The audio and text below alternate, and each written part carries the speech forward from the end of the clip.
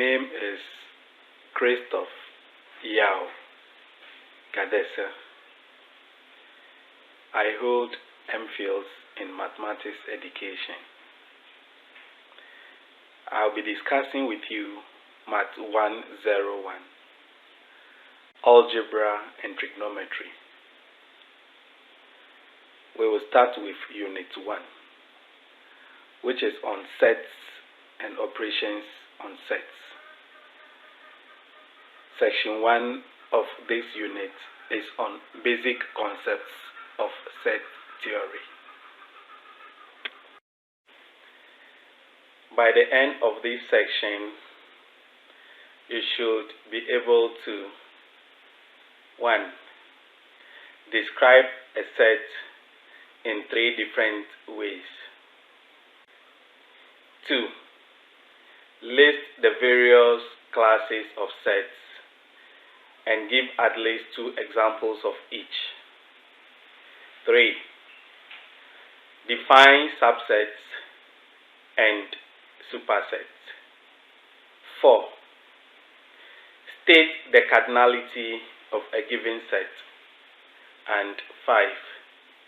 Distinguish between equivalent and equal sets.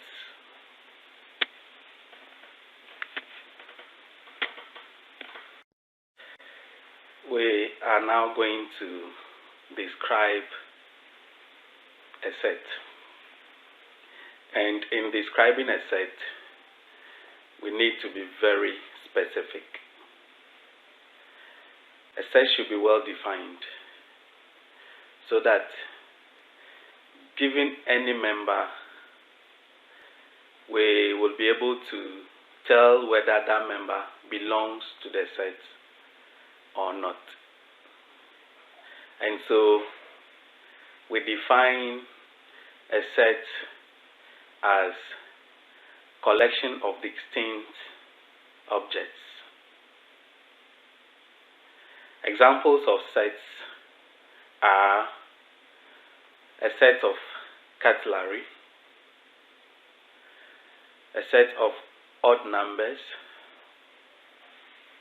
and a set of students studying Math 101. Usually we denote a set by capital letters. For example, set A is a set of prime numbers, and set B is a set of boys in a class. You can, on your own, give some more examples of sets. Let's consider the 3 sets below. Set A is made up of 2, 4, 6, 8, 10, and 12. Set B is positive even numbers less than 13, and set C, x such that x is a positive even number and less than 14. If you study these 3 sets critically, you realize that they are all talking about the same thing. What this means is that we can describe sets in 3 different ways. 1. By listing all its members, what we call list notation. 2. By stating a property of its elements, what we call predicate notation. And 3. By defining a set of rules that can be used to generate the members, what we call recursive definition. We will look at the details of this as we move on. Let's now start with list notation. Now, description of a set using the list notation is mostly suitable for sets that are finite, so that the members of the set can easily be listed. For example, if you take the set A, it's made up of X, Y, only two members that can easily be listed. If you consider the other example, which is X, and it is made up of Math 101, Physics 101, Chemistry 101. Here too, there are three members which can easily be listed. Also, if you consider the set n is equal to 1, 2, up to 100, again, these are members that we can easily list. And so, the list notation method can be applied. Now, if you consider this set 1, 2, 3, and so on, you see that we don't know the last member of this set. So this set is infinite. And so it is not very suitable to use the list notation for infinite sets. But mostly it is accepted if the continuation of the members of the set is very clear. The other way of describing sets is the predicate notation. So if you consider the set A, which contains X such that X is a natural number and less than 18, you will notice that the phrase such that is a property that the members of the set share a condition or a predicate which holds for members of that set. So any member that you find in that set has a property that is common to all of them, which can be used to describe the set. Let's now look at the third way of describing sets, what we call the recursive definition. Now, the recursive definition is used when you have a situation where a set has too many elements that makes it difficult to list them up, and for which reason there are no convenient or obvious predicates that can be used to state the members of the set. Now, to do this, you go through three stages. The first stage is where you do an establishment of a basis, and we call that stage the basis clause. And what this does is that it establishes that there are certain objects that are in that given set. These objects are referred to as the seeds of the set. And so from this seed, you can generate other elements of the set. Now, to generate other elements from the seed, you have to now move to the second stage, where you have what we call the inductive clause. And so the inductive clause establishes how the seeds can be combined in order to produce new elements or new members of the set. Then when you move from the third stage, the second stage, you go to the last stage, which is the third one. And this is what we call the extremal clause. And what it does is that it says that unless an object can be shown to be a member of the set by applying both the basis clause and the inductive clause a finite number of times, then that object cannot be said to be a member of the set. We'll proceed to look at some examples of this. Let's look at example 1. Describe the set of natural numbers using the recursive definition of a set. Let's look at the solution. For a number to be a member of the set of natural numbers, it must satisfy the following conditions. Condition 1, the basis clause, that beta is a member of natural numbers. So beta now represents the 6. Then condition 2, for any element x, which is probably the seed, x plus 1 must also be a natural number. So if you are a natural number, then when we add 1, you must still be a natural number. Then the last stage, which is the extremal clause. Nothing is in n unless it is obtained from the basis and the inductive clauses. So if you are not beta,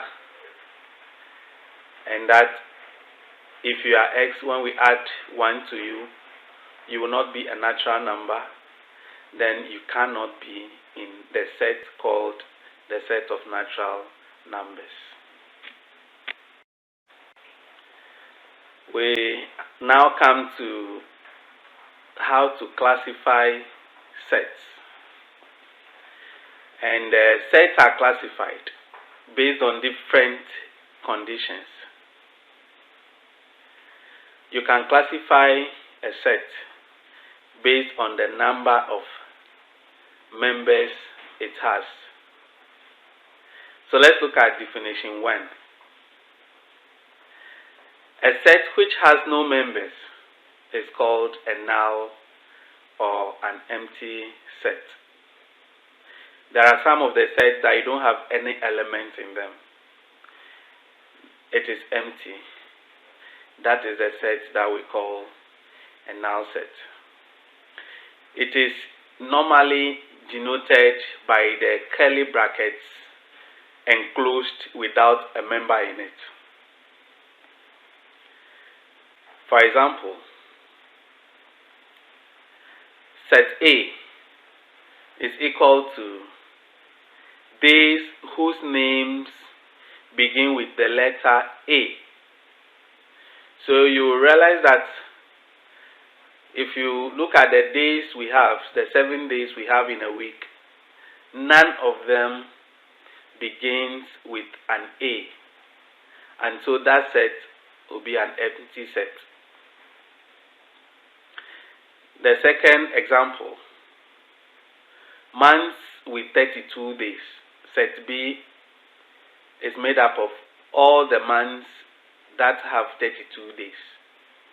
And again, you realize that this is a null set because we don't have any of the months that are 32 days.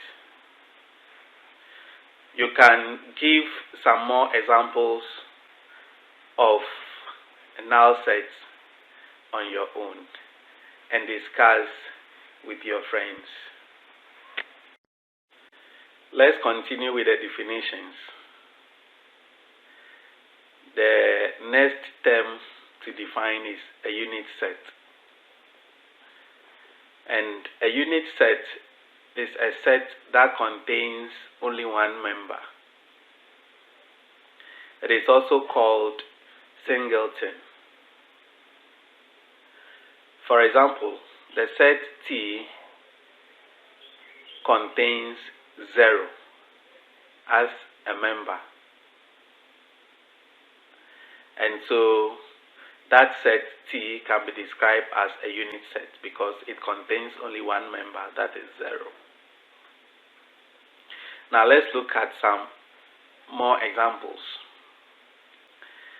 List the members of each of the following sets and state which are unit sets. Number 1, set C contains even prime numbers. Number 2, set D contains prime numbers between 13 and 19. And the third one, set E contains names of months beginning with the letter A. Let's look at the solution. The first one, when you list the members, you will see that it is only 2. That is an even number that is prime. So that set is a unit set.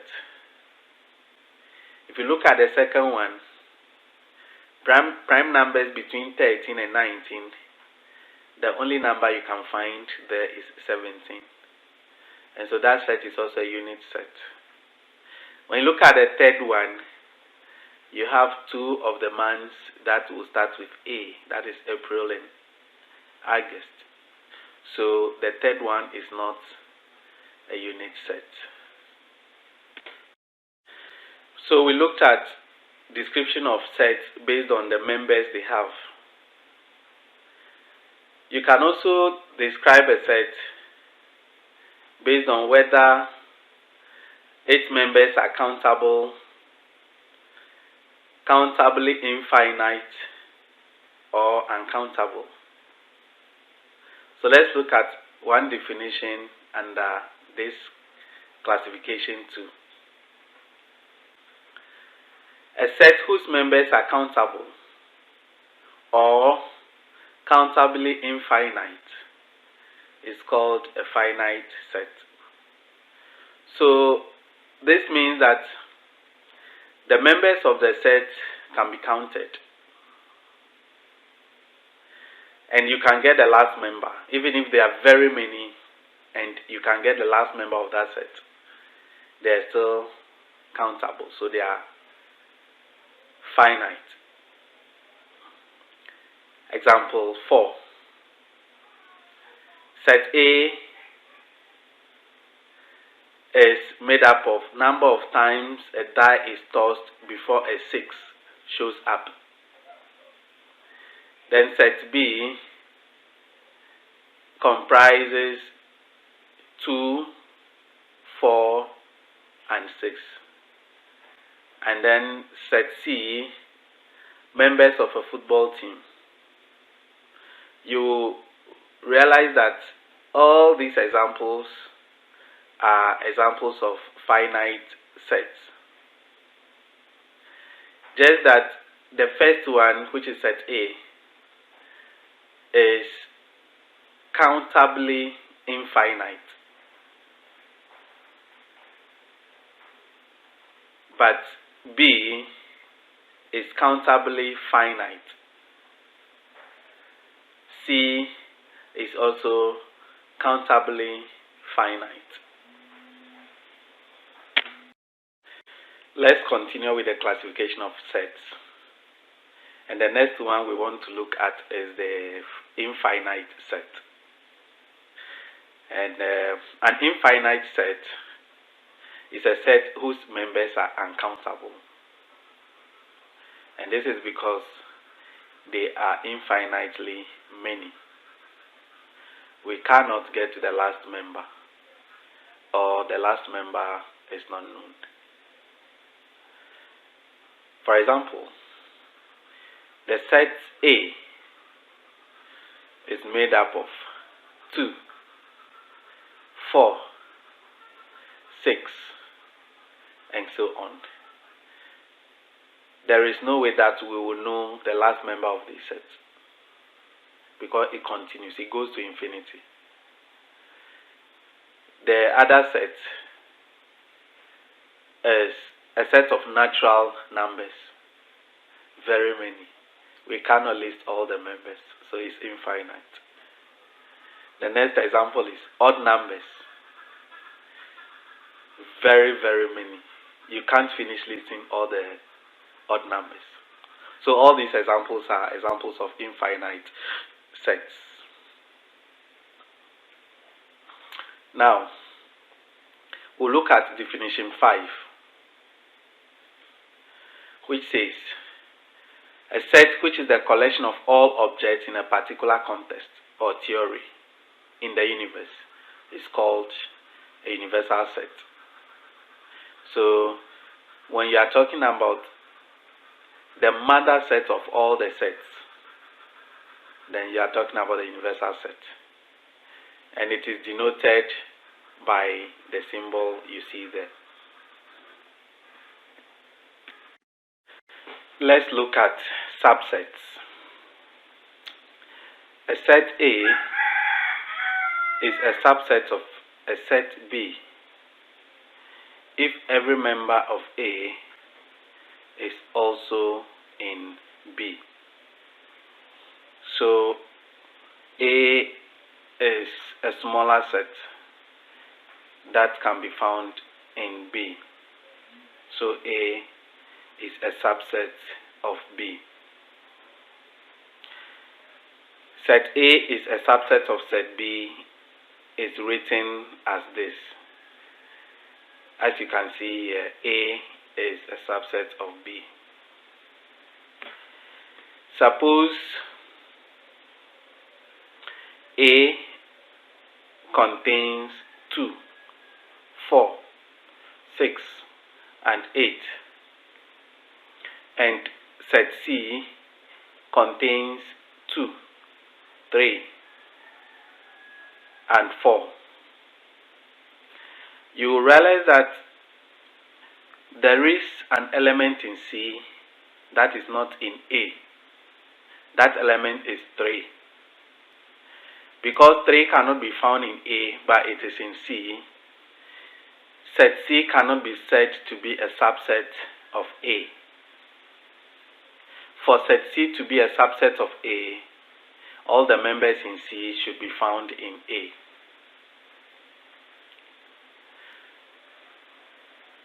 If A is a subset of B, but it is not equal to B, then we call the set A proper subset of B. And it is denoted by A being a proper subset of B. In that case, B now is a super subset of A. Let the set A contain 2, 4, 6, and 8, and the set D contains 2, 4, 6, and 8. If you study the two sets, you realize that set A is not only a subset of D, but it is also equal to D. So set A can be described as an improper subset of D. Another set that will be an improper subset of D is the null set. So the null set, which is what we call the trivial set, and the set itself are both improper subsets of D. Thank you for your attention.